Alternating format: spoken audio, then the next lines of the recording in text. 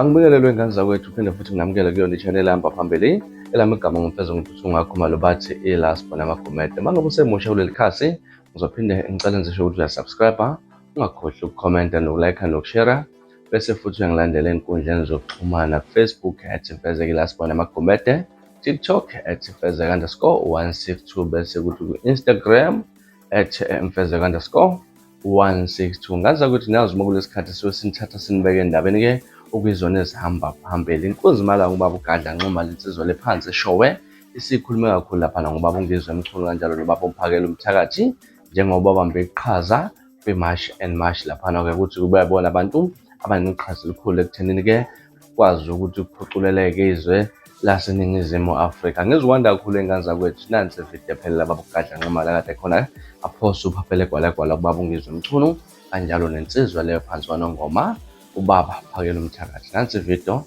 ungitshela ukuthi kuthina kwakuphawula le video emva kwale video. Sengiphuma nje nibona usuku mnandi. Ngithanda kakhulu ngiLaspo. Bafowethu noma ngabe kuthiwa kumnyama kubomvu kodwa ezweni lakwaZulu hayi uyafuneka umuntu onjengoNgizwe, uyafuneka umuntu onjengoPhakela Umthakathi, bayadingeka. Umuntu onjengoNgizwe noma ebuye ehlanye nje kodwa hayi uyafuneka umuntu onjengoNgizwe noPhakela Umthakathi ezweni lakwaZulu, ngoba bayakwazi ukuyiqonda into noma ngabe kuthiwa ikhulu kangakanani.